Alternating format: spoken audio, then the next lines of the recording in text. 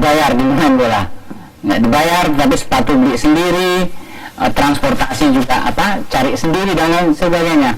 Ekonomi keluarga saya kurang bagus karena ayah saya tentara, jadi sering sekali kesulitan untuk mempersiapkan diri di sepak bola itu. Lain dengan sekarang bayarannya mahal sekali, asik sekarang jadi pemain bola.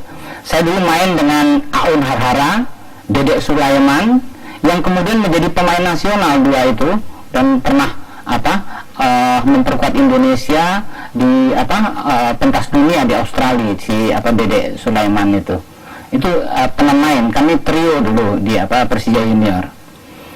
Ya, karena itu kemudian saya dengan rasa frustasi saya pergi ke tim, ya, nongkrong, ternyata asik gitu. Dan kemudian saya belajar, saya mengembangkan diri di Taman Ismail Marzuki ini.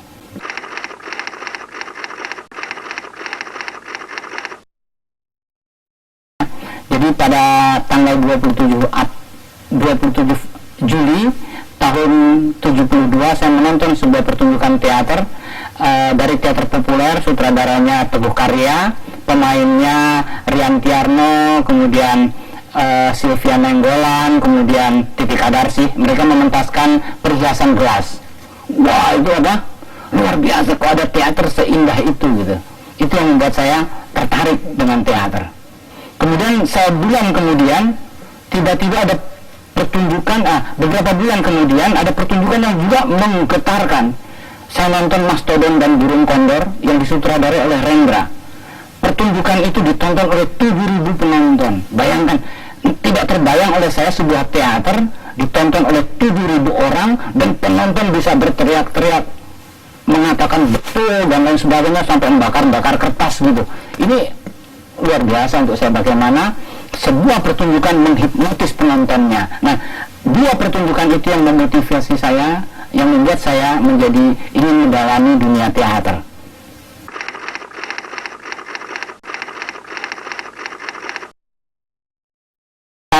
Teater Adinda ya, sama Mas Yose Maruta Effendi, kami mendirikan Teater Adinda. Kemudian ketika ada festival anak-anak pertama kali pada tahun 78, kami ikut festival, dan di festival itu kami mendapatkan 4 kali kami menang sampai nggak boleh ikut lagi gitu. Nah, pada perkembangannya ada anak-anak makin besar, anak-anak teater itu, dan ada tarik ulur di grup itu. Akhirnya saya mengundurkan diri dari Teater Tanah Air, dari Teater Adinda. Saya mencoba membentuk grup yang baru, saya kasih nama Teater Tanah Air.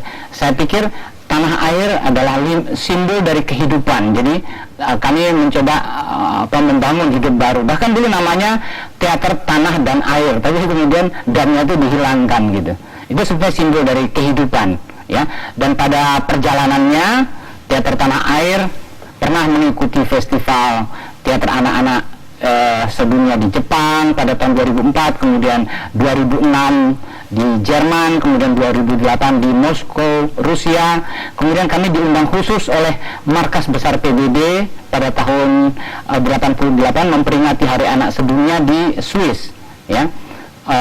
Dan di festival itu kami termasuk yang terbaik ya.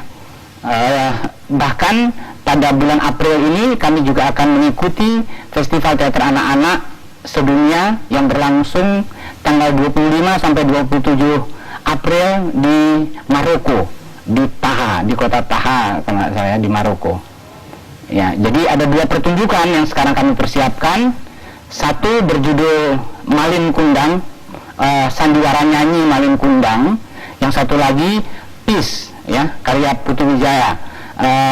Malin Kundang karya Reni Sirado, Peace karya Putu Wijaya yang akan dibawa ke Maroko pada bulan April. Bulan Maret Malin Kundang 17 Maret jam 4 sore, karena ini pertunjukan anak-anak, jam 4 sore. Dan pertunjukan Malin Kundang ini agak lain bentuknya, tidak seperti pertunjukan-pertunjukan kami biasanya. Ya, biasanya kami membuat pertunjukan konvensional biasa berupa musikal drama begitu, tapi yang sekarang justru improv bentuknya. Jadi bagaimana anak-anak memainkan sandiwara di dalam sandiwara. Ini sesuatu yang baru, saya kira sesuatu yang menarik ya. Bagaimana tidak ada lagi orang dewasa di pertunjukan ini, sekelompok anak-anak sedang bermain-main, kemudian mereka membangun sebuah pertunjukan. Jadi ganti pakaiannya mungkin di panggung, ganti dekornya langsung di panggung, semuanya dikerjakan oleh anak-anak. Pergantian dekor, pergantian kostum, pergantian adegan, semuanya simultan. Ini bentuknya improv 2, pernah populer di Eropa pada tahun 60.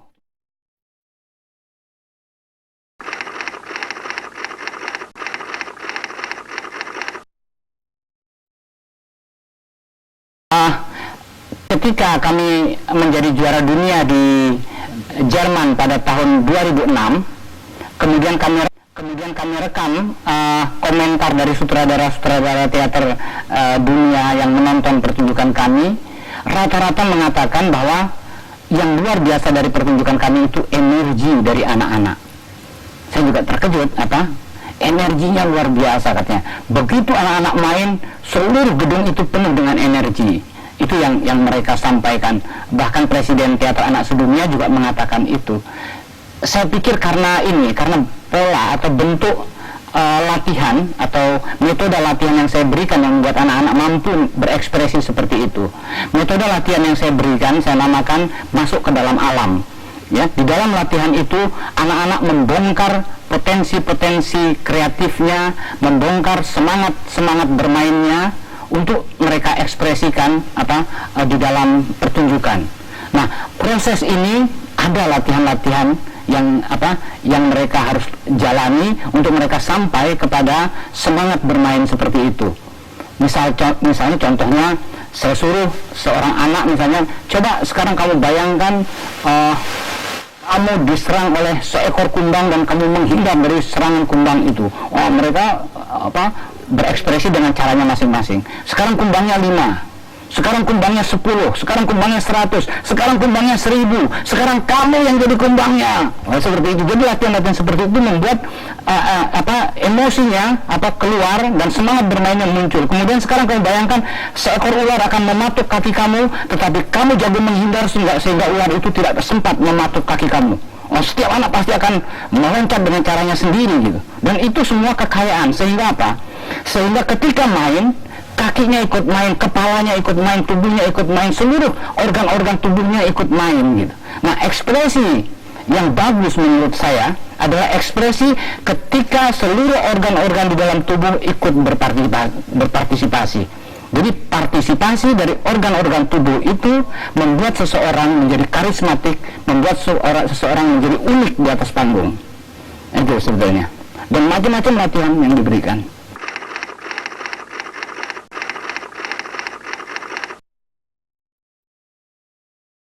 Hari dengan semangat yang tinggi, ya. Nanti sore bisa dilihat bagaimana kami berlatih. Kami berlatih keras, dibantu oleh beberapa staf artistik, ya. Ada penata artistik, ada penata kostum, ada penata tari, ada penata musik. Jadi banyak teman-teman yang membantu karena kerja teater itu kerja kolektif. Jadi mereka masuk ke dalam kolektivitas itu gitu. Jadi tidak terlalu kesulitan karena kami bekerja dengan tim itu sudah 25 tahun lebih, jadi udah saling ngerti gitu. Itu asiknya di situ, ya.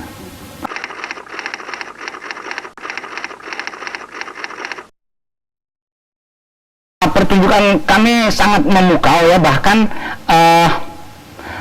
ketika kami mendapatkan penghargaan, itu Presiden Teater itu sujud memberikan penghargaannya, dan kami punya rekamannya bagaimana dia sujud memberikan penghargaan.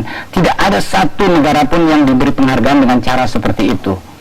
Kemudian setelah saya pertunjukan, kami diundang makan malam oleh wali kota Lingen. Tidak ada satu grup pun yang diajak makan malam oleh wali kota sepanjang festival. Ini saya kira dari sana saja sudah penghargaannya luar biasa gitu.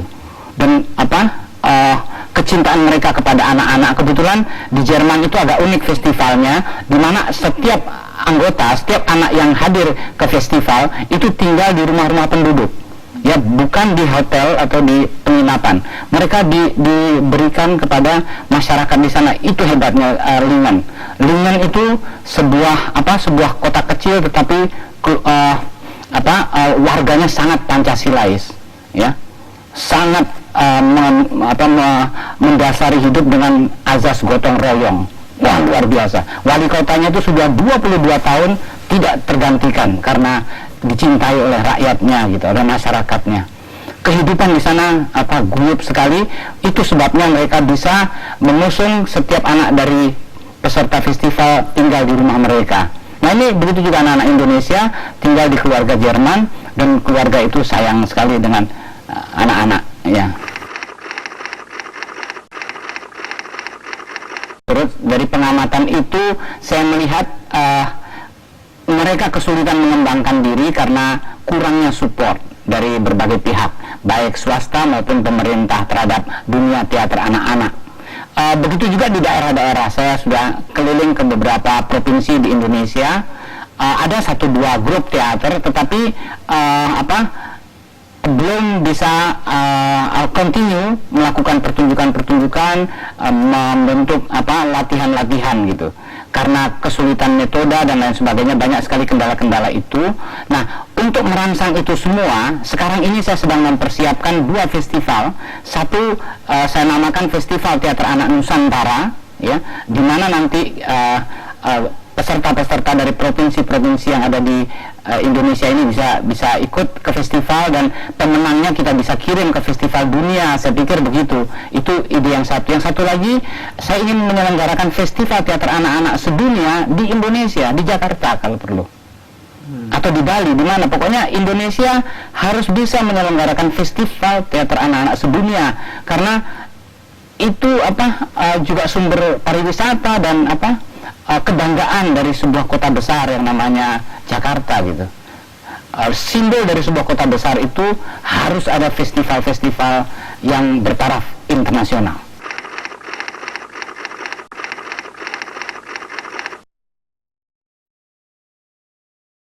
Melihat Pak Yasin yang begitu cinta kepada buku. Saya bergaul dengan banyak tokoh-tokoh yang semuanya senang membaca, senang buku. Itu yang membuat saya juga senang mengoleksi. Jadi pada tahun 70-an itu saya gaji saya waktu saya kerja di tim habis untuk beli buku.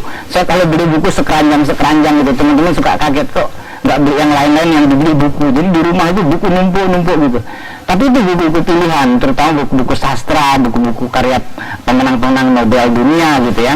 Nah, pada perkembangannya ketika saya mendapat kesempatan ikut Rendra, ketika ada The First New York Festival, ada festival teater sedunia di Amerika, di Broadway. Nah, saya melihat di Broadway itu setiap kilo ada second hand store. Wah, luar biasa gitu. Jadi buku-buku teater yang lama-lama, yang sulit-sulit itu ada di second hand bookstore dan murah harganya. Nah, ketika pulang ke Indonesia, ide itu saya coba lontarkan kepada Suryadi Sudirja. Saya bilang, waktu itu dia jadi gubernur, Pak Suryadi, di Indonesia ini, terutama di tim ini perlu ada satu second hand bookstore, Pak. Di mana buku-buku yang disediakan itu buku-buku yang sudah tidak dijual lagi di toko, tetapi bermanfaat untuk mahasiswa, untuk pelajar, untuk masyarakat yang sulit mencari buku-buku itu. Terus Pak Suryadi bilang itu ide bagus, coba dituliskan.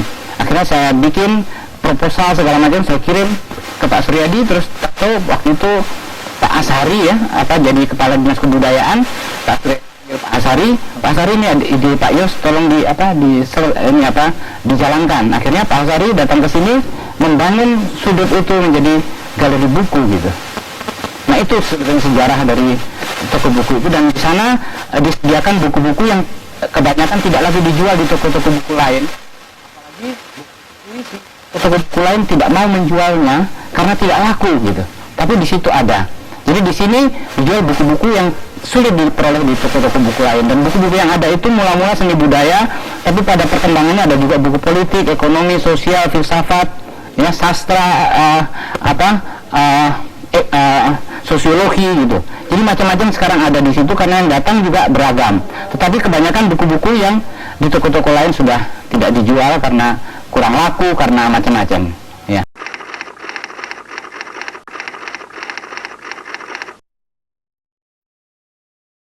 Memang memang Taman Ismail Marzuki ini harus terus mengaktualisasikan diri ya, harus terus memantau perkembangan seni budaya tidak hanya di Jakarta, tidak hanya di Indonesia, tapi juga di penjuru dunia seperti kecenderungannya. Jadi sebaiknya pada tahun ke depan Pusat Kesenian Jakarta jangan pasif sebagai tempat, sebagai gedung pertunjukan, tetapi juga aktif memantau perkembangannya, bahkan membangun kerjasamanya. Karena kalau kita lihat sejarah Taman Ismail Marzuki ini ya, pada tahun 70-an, pada tahun 80-an, Taman Ismail Marzuki bisa mendatangkan grup balet paling terkenal di dunia yang namanya Martha Graham ke tim.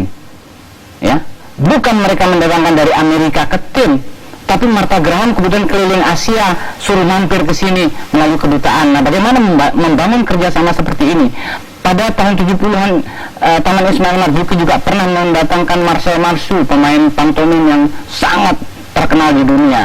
Pernah mendatangkan Royal Theater dari teater Shakespeare, main di teater tertutup, ya, dan lain sebagainya, ya, workshop teater.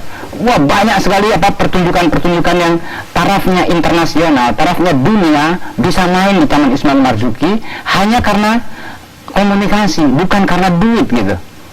Ya, kita nggak mampu mendatangkan mereka dari negaranya dengan dana yang begitu besar, tapi karena komunikasi kita bisa mereka membiayai hanya misalnya penginapannya saja, tapi datangnya ke Indonesia atau ke Jakarta, kedutaan yang membantu. Jadi ini kerjasama seperti ini harus dibangun lagi gitu.